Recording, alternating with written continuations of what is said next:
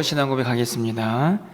전능하사 천지를 만드신 하나님 아버지를 내가 믿사오며 그 외아들 우리 주 예수 그리스도를 믿사오니 이는 성령으로 잉태하사 동정녀 마리아에게 나시고 본디오 필라도에게 고난을 받으사 십자가에 못 박혀 죽으시고 장사한 지 사흘 만에 죽은 자 가운데서 다시 살아나시며 하늘에 오르사 전능하신 하나님 우편에 앉아 계시다가 저리로서 산자와 죽은 자를 심판하러 오시리라.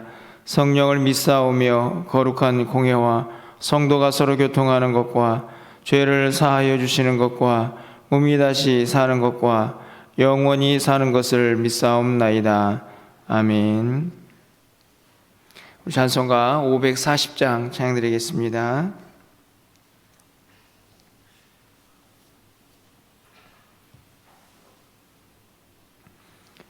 (540장입니다)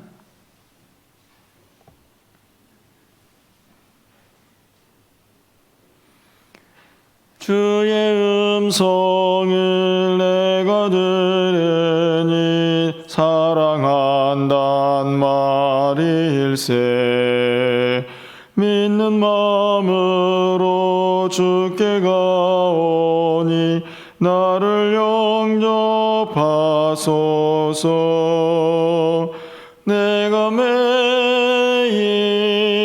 십자가 앞에 더 가까이 가오니 그새 주의 흘린 보배 피로써 나를 정케 하소서. 주여 넓으신 은혜 베푸사 나를 받아주시고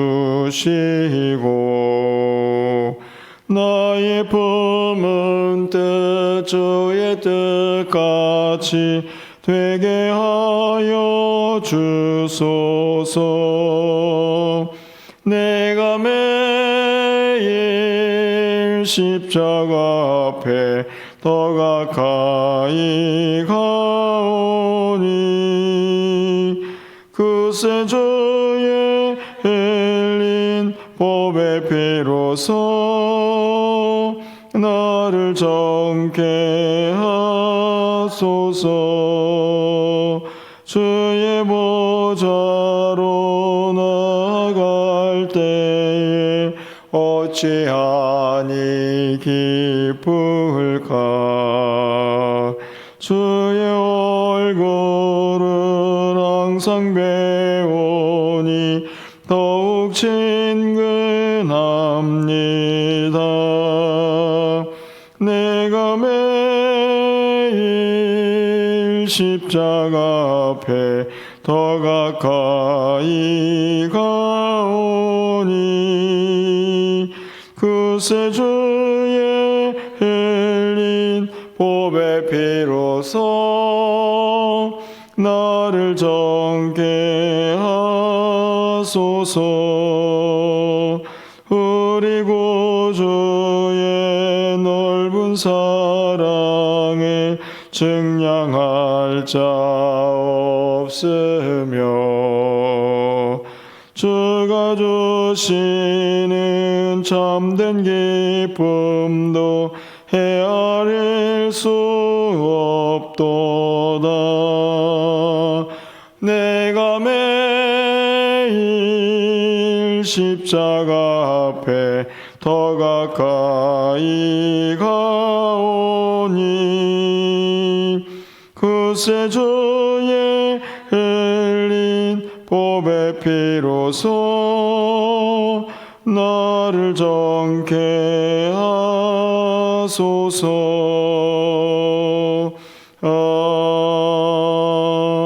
아멘.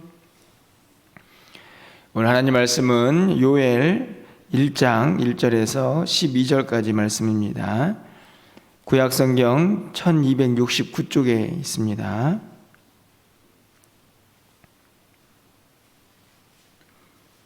요엘 1장 1절에서 12절까지의 말씀을 한 절씩 교독하고 마지막 12절은 함께 읽겠습니다.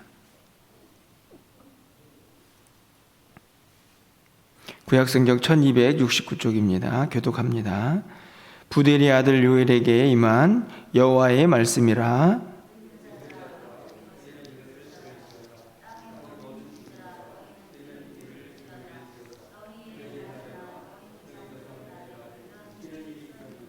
너희는 이 일을 너희 자녀에게 말하고 너희 자녀는 자기 자녀에게 말하고 그 자녀는 후세에게 말할 것이니라.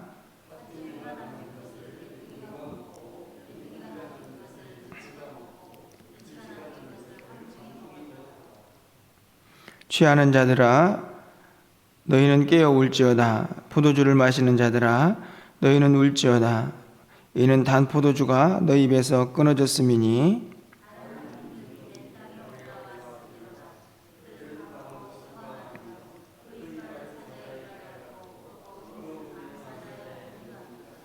그들이 내 포도나무를 멸하며 내 무화과 나무를 긁어 말갛게 벗겨서 버리니 그 모든 가지가 하얗게 되었도다.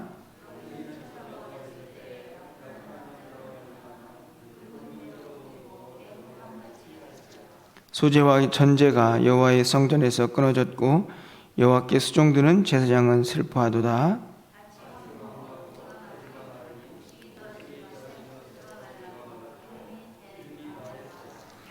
농부들아 너희는 부끄러워할지어다. 포도원을 가꾸는 자들아 곡할지어다. 이는 밀과 보리 때문이라. 밭의 소산이 다 없어졌음이로다.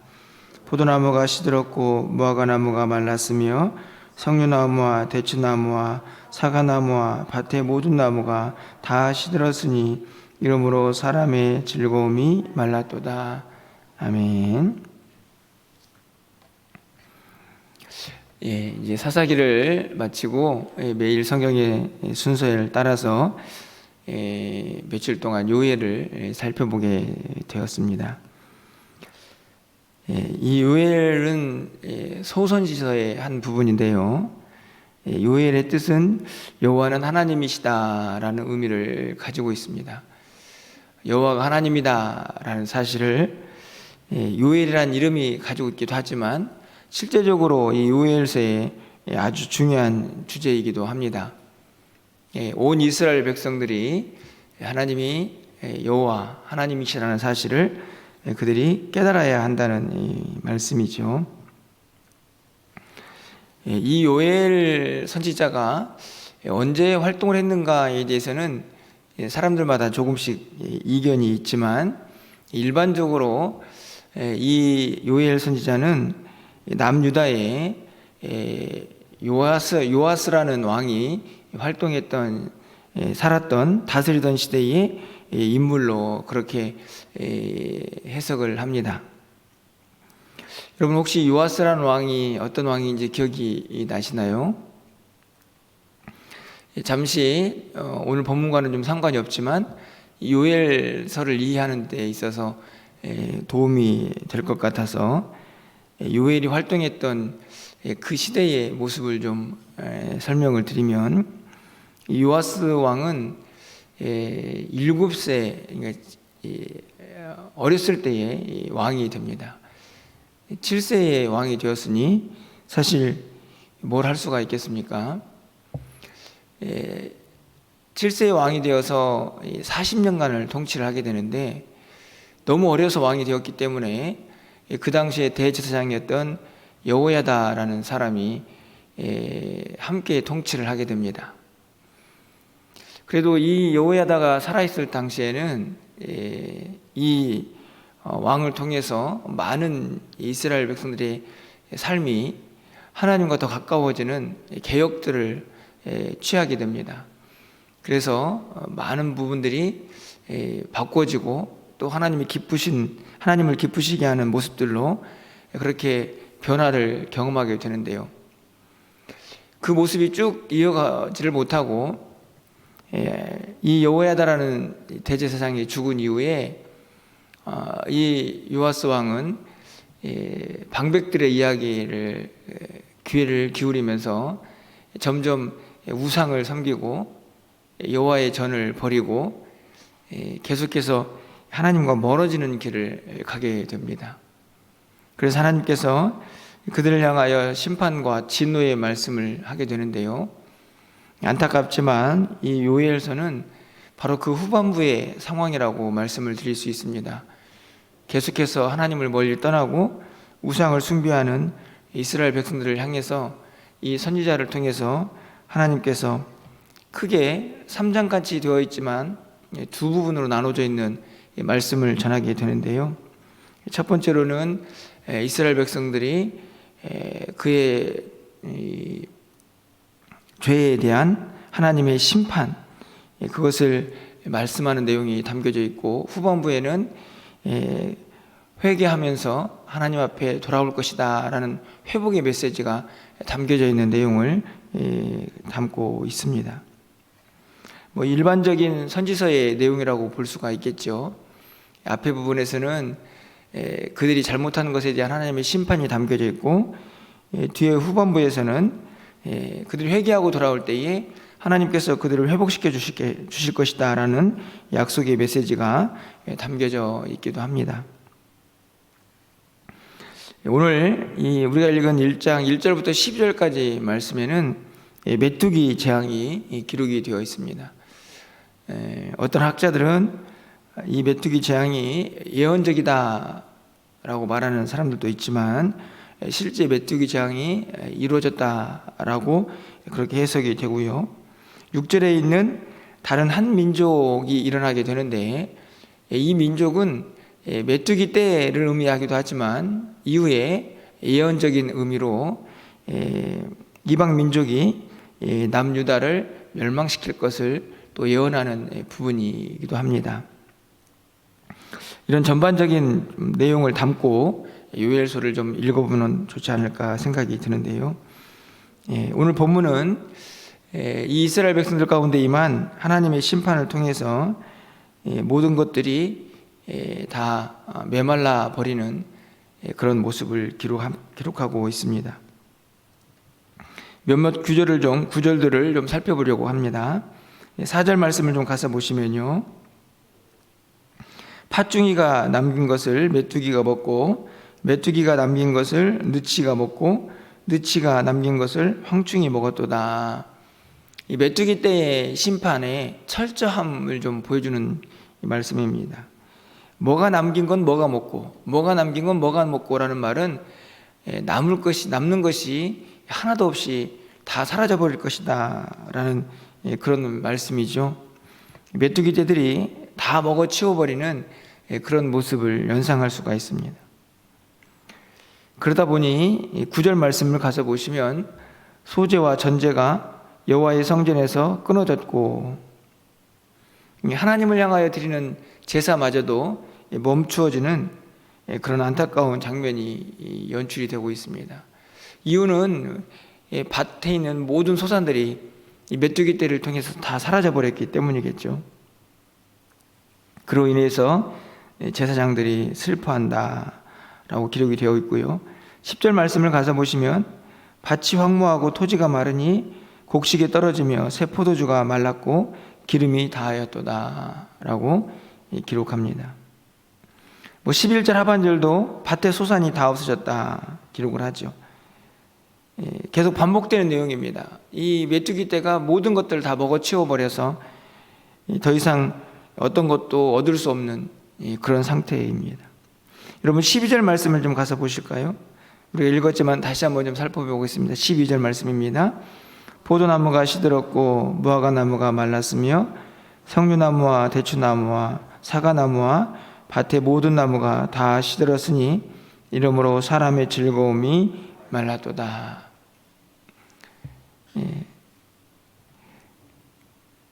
여러분 12절 말씀을 보면 말랐다라는 단어가 등장을 합니다. 시들었다라는 단어도 동일한 단어라고 보여지는데요.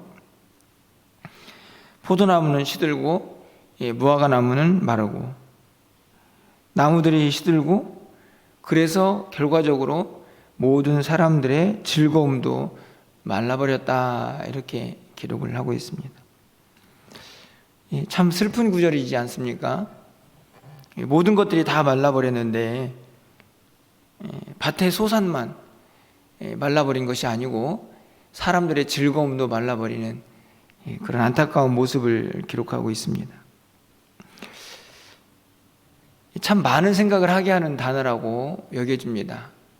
모든 사람들의 즐거움이 말랐다. 여러분 어떠신가요? 여러분의 신앙생활에 즐거움이 있으십니까? 사실은 우리가 믿음이라고 말을 할 때 그 믿음은 우리의 환경을 뛰어넘죠. 이 쉽게 말하면 우리의 환경이 좀 힘들고 어려워도 우리 안에는 멈출 수 없는 기쁨이 항상 존재해야 하는 그 이유가 분명한 사람들입니다. 그래서 조금 상황이 어렵고 힘들어도 우리는 늘 믿음 안에서 즐거움을 가질 수 있다 하는 그런 고백들 하는 사람들인데요. 오늘 본문에 있는 말씀을 보면 이러므로 사람의 즐거움이 말랐다 이렇게 기록을 하고 있습니다. 모든 소산도 말라버리고 사람의 즐거움도 다 말라버린 아주 사람도 자연도 황폐한 상태를 그대로 드러냅니다. 무엇 때문일까요? 죄 때문입니다. 하나님의 심판이 이 죄로 인하여 임하였기 때문이죠. 다시 말하면 그 땅의 모든 것들이 말라버린 이유가 있다는 말씀입니다. 저는 우리의 신앙도 마찬가지라고 생각이 듭니다. 우리 안에 이 기쁨, 구원의 감격 이것들이 만약에 식어지고 점점 사라져가고 있다면 분명 거기에는 무엇인가 이유가 있지 않을까 생각이 듭니다.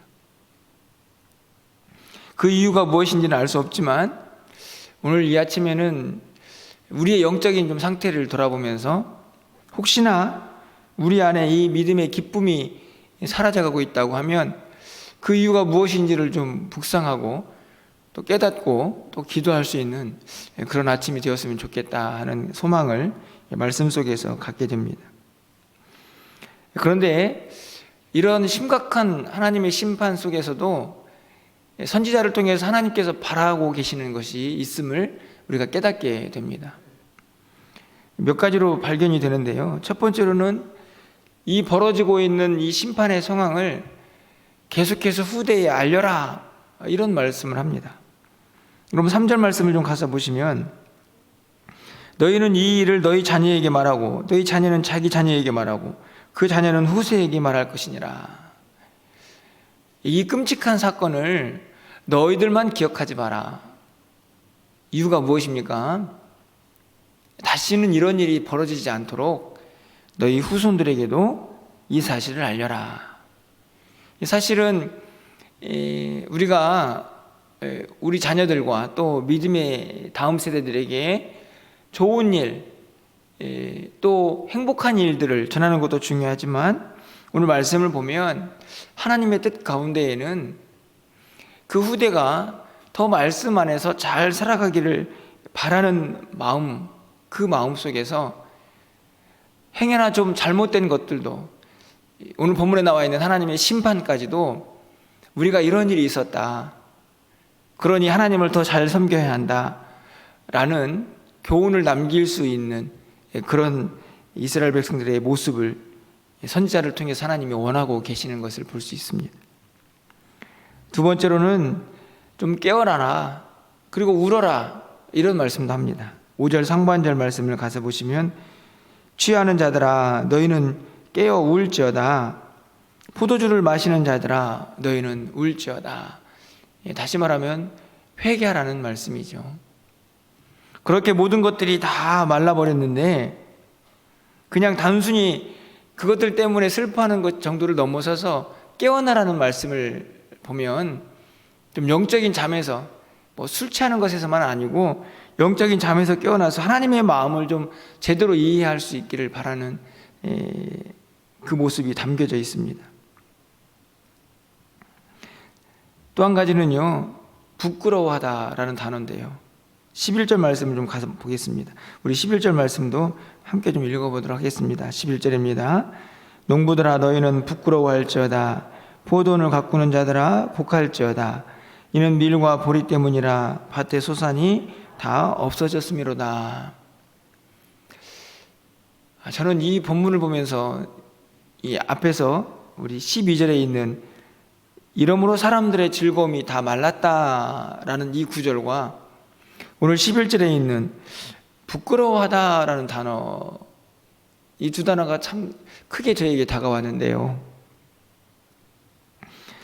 이 사람들이 이 해석을 보니까 이 부끄러워하다라는 단어를 그냥 슬퍼하다라는 단어로 그렇게 번역하고 있는 사람들도 있었습니다. 그런데 저는 이 단어 자체로 그냥 충분한 의미가 있다라고 생각이 듭니다. 부끄러워하다. 그런데 여러분, 농부들이 왜 부끄러워해야 할까요? 지금 농부들은요, 아무것도 할 수 없는 상황입니다. 우리가 천재지변이라는 말을 쓰죠. 그런 상황 속에서 우리가 할 수 있는 일이 있습니까? 어제 제주도 저기 좀 멀리 떨어진 곳에서 지진이 일어났다. 혹시 여러분 긴급 재난 문자 받으셨나요? 재난이 일어나고 지진이 일어나고 그래서 갑자기 막 큰 피해가 일어나는, 어떻게 해볼 수 없는 일들이죠. 오늘 본문도 마찬가지입니다. 수많은 메뚜기 떼가 올라와가지고 다 모든 곡식들을 먹어버렸습니다. 어쩔 수 없죠. 그런 상황에서 농부들이 그런데 왜 부끄러워해야 하나? 그래서 아마 사람들이 그냥 슬퍼하다 라고 지금 이 우리가 읽은 본문에서 일반적으로 반복되고 있는 그 단어를 사용하고 싶어 하는 것 같습니다. 그런데 저는 이 부끄럽다라는 단어가 정확하다, 그런 해석을 하고 싶은데요. 그 이유는 다른 데 있지 않습니다. 여러분, 농부가 해야 할 일들, 농부가 궁극적으로 원하는 일들, 농부에게 기대되고 있는 일들은 무엇입니까? 농부가 농부이기 때문에 누구든지 그 사람에게 기대가 되는 일들이 있습니다. 그건 뭡니까? 그거는 농사를 지어서 열매를 거두는 것이죠. 농부가 왜 부끄러워해야 하는가? 이렇게 질문을 한다고 하면 분명히 지금 이 상황은 천재지변이, 하나님 심판이지만 어떻게 해볼 수 없는 엄청난 사건이 일어나는 것이죠. 농부는 아무 힘도 쓸 수가 없습니다. 그럼에도 불구하고 농부가 부끄러워해야 할 이유는요, 농부에게는 사명이 있기 때문입니다. 농사를 지어서 열매를 거두고 그것을 자기 자신도 먹지만 많은 사람들에게 그것을 또 유통시키고, 그래서 다른 사람들과 그 즐거움을 나누고, 궁극적으로는 그 농사를 지어서 위에 있던 전제와 소재에 하나님을 향한 제물로도 드립니다. 농부에게 기대되고 있는 그 일들을 못한 것에 대한 부끄러움이죠. 비록 그것이 죄로 인해서 하나님의 심판일지라도 그것은 분명 부끄러운 일이다, 이렇게 말씀을 드릴 수 있는 것입니다. 제가 이 본문을 이렇게 길게 설명하는 이유가 있습니다. 우리는 어떻습니까?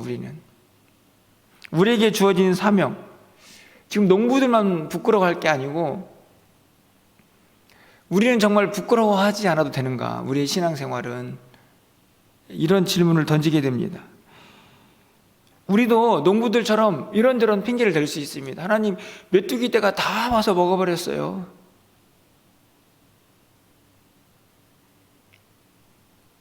하나님, 지금이 코로나예요. 코로나. 지금 상황이 어떤 시대인데요. 하나님, 지금요, 이 세대가 너무 악해서 전도가 안 돼요.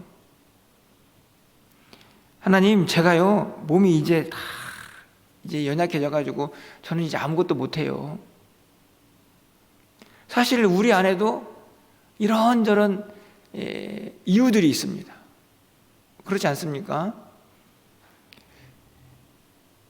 그런데 오늘 농부들은 부끄러워해라. 여러분, 농부들이 부끄러워하는 게 아니고 부끄러워할지어다, 이렇게 말씀을 합니다. 농부들아, 지금 어쩔 수 없는 상황으로 인해서 아무것도 소출을 거둘 수 없는 상황이 되었다고 할지라도 너희들의 사명을 다하지 못한 것에 대해서 부끄러워할 줄 알아야 한다. 이렇게 말씀을 하고 있는 것이죠. 저는 이 말씀을 보면서 우리들의 상황에 그대로 적용이 된다는 생각을 합니다. 여러분, 코로나의 이 전염병, 우리의 힘으로 어떻게 해볼 수 없는 상황이죠. 하지만 그럼에도 불구하고 우리에게는 하나님 주신 사명이 있습니다. 하나님의 백성답게 살아가야 할 사명들이죠. 빛과 소금의 사명도 있고, 여전히 주의 복음을 증거해야 할 사명도 있고, 그렇지 않습니까? 사실 이 말씀 앞에서 묵상을 하는데 얼마나 제 자신이 부끄러워지던지요. 정말 부끄러워할지어다 라는 이 말씀처럼 정말 부끄러움을 경험했습니다. 여러분은 어떠신가요? 오늘 이 아침에 함께 말씀을 듣고 나누는 우리 성도님들, 우리의 삶에 사실 여러 가지 이유들이 있지 않습니까? 내가 하나님의 사명을 감당하지 못하는 이유들, 그것이 어떻게 보면은 누가 봐도 그래 그럴만해 라고 말할 수 있는 이유일 수 있습니다. 하지만 그렇다고 해서 아무리 상황이 힘들고 어렵다고 해서 우리에게 주어진 사명이 사라지는 건 아니죠. 하나님께서 우리를 택하셔서 하나님의 자녀 삼아주시고 영원한 생명을 주신 이유가 사라지는 것은 아닙니다. 그렇지 않습니까? 그런 의미에서 우리는 부끄러워할 줄 아는 사람들이 되어야 하지 않을까 생각이 드는 것이죠. 하나님, 상황이 참 어려운데 그래도 하나님의 뜻 이루면서 하나님 주신 사명 감당해야 되는데 그러지 못해서 참 부끄럽습니다. 저는 오늘 본문을 보면서요, 후세에게 말하라, 깨어서 울지어다, 부끄러워할지어다, 이런 모든 단어들을 좀 하나로 묶어가지고 하나님께서 이스라엘 백성들을 심판하시면서 원하시는 한 가지 단어를 저는 이렇게 적용해 봅니다. 물론 뭐 회개라고 말할 수 있지만 저는 더 근본적으로 반응이라는 단어를 쓰고 싶습니다. 야, 너희들에게 내가 이렇게 너희들의 죄 때문에 하나님이 심판을 하는데 제발 좀 반응해라. 반응. 하나님이 왜 이런 심판을 허락하셨는지, 그래서 우리는 그 하나님의 심판 앞에서 어떤 반응을 해야 되는지를 좀 깨달으라는 말씀이죠. 이 부끄러워하다는 말들도 반응하는 사람에게만 가능하지 않습니까? 그냥 뭐 그렇게 살지, 뭐 지금 괜찮은데, 이런 마음을 가지고 있는 사람이 어떻게 반응을 할 수가 있겠습니까? 어떻게 부끄러워할까요? 어떻게 울 수가 있겠습니까? 어찌 보면 이 선지서의 내용이 참 우리를 힘들게 하는 부분도 있습니다. 왜냐하면 계속 하나님의 심판의 메시지에 회개하라는 메시지가 계속 반복되기 때문이죠. 하지만 우리는 그 안에서 하나님의 마음을 좀 읽을 수 있어야 합니다. 정말 우리가 맨날 울면서 그냥 슬퍼하고 그렇게 살라는 하나님의 뜻은 아니죠. 이 가운데에서도 하나님의 마음을 알고 하나님 백성다운 삶을 회복하기를 간절히 바라시는 겁니다. 오늘 기도하실 때 이 두 가지 단어를 좀 기억했으면 좋겠습니다.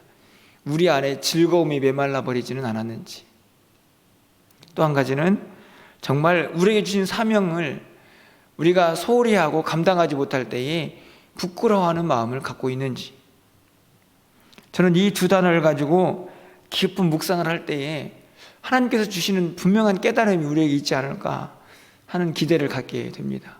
여러분, 오늘 이 새벽에 기도하시면서 하나님, 혹시 저에게 하나님 주신 영적인 기쁨들이 사라져가고 있지는 않습니까?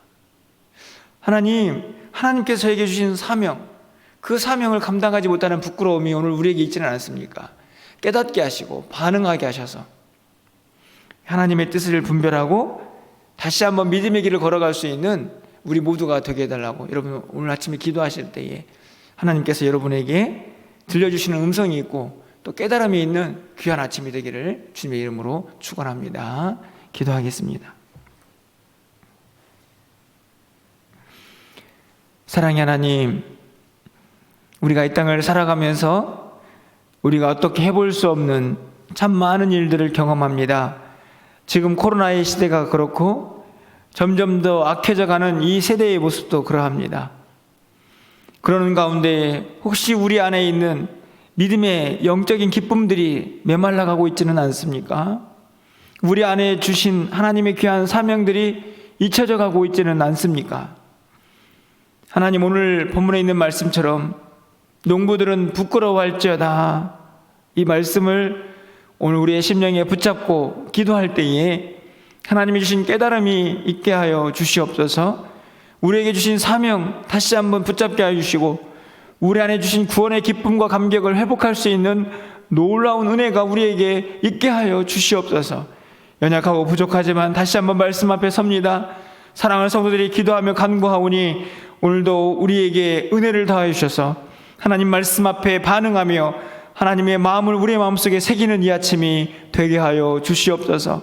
사랑하는 성도들 기도합니다. 하늘문을 여시고 하나님 응답하여 주시옵소서.